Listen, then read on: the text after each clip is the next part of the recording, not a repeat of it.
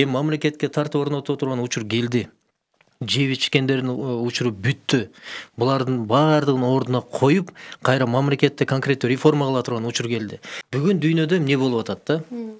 Илон Маск деген бул дүйнөлүк эң атактуу ойлоп табуучу.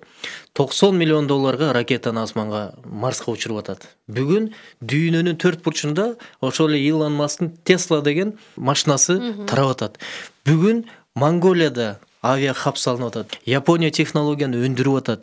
Бүгүн дүйнөдө жаңы технологиялар, роботтор турмушка аралашып жүрөт. А биз талашканыбыз, жыйын, талаш, акция, эң жаман дегенде гей-парадты талашып жатып калдык да. Кыргызстан каяка баратабыз? Мындай өнүгө турган багыт, реформа, экономикалык секирик жок болуп атпайбы? Эмне үчүн билесизби? Кыргызстанда байларды жаман көрөт кыргыздар.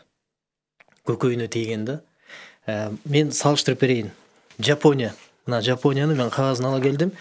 Жанагы ар бир мамлекеттин 100 мыкты байлары деп тизмесин чыгарат да. Мына Жапонияда. Жапониянын биринчи турган тизмедеги адамын окуп берейин. Тадаси Янаи биринчи орунда турат.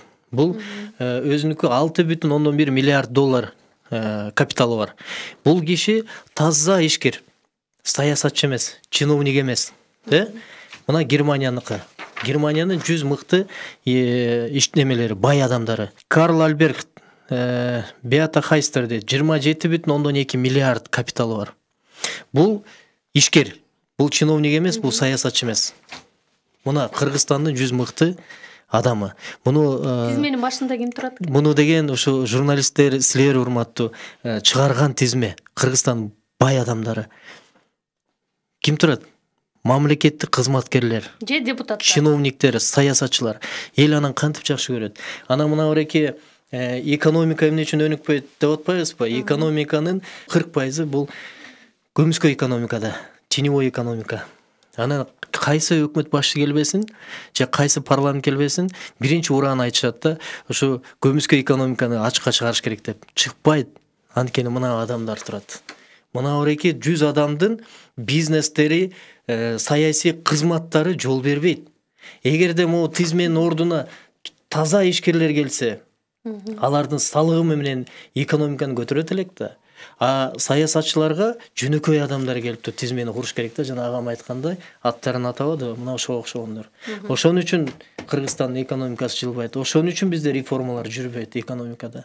Элдин аң сезимин өзгөрткөнгө, элдин пикирин алмаштырганга, элдин ой жүгүртүүсүн, элдин багытын бурганга аракет кылган саясий күчтөр, саясатчылар абдан көп. Мына дүйнөдө карасаңыз, өнүгүп аткан мамлекеттерде чоң кызматтарга эч качан байлар, бизнесмендер барбайт, баргысы да келбейт. Аякта чоң жумуш, жоопкерчилиги абдан чоң. А бизде тетир кылып коюшканда ушул аң сезимди өзгөртүшүбүз керек. Мына легендарлуу парламенттин өзгөчөлүгү эмне болгон? Ар тармактан элита мында каймактар келген да, элдин мүдөөсүн түшүнгөн, жок дегенде сүйлөгөндү жакшы билген депутаттар келген. Окуганды жакшы билген депутаттар келген. А бизде бүгүн карабайсызбы? Трибунага чыкканда же ою жок, же сөзү жок. Анан кайсы элдин маселесин чечет айланайын.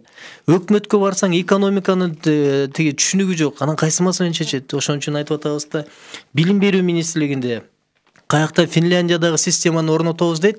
Сурасаң Финляндиянын системасын, окуу системасын түшүнбөгөн адамдар отурат. Ошон үчүн ар бир тармакка өзүнүн адамдары, өзүнүн кадрлары келмейинче оңолбойбуз.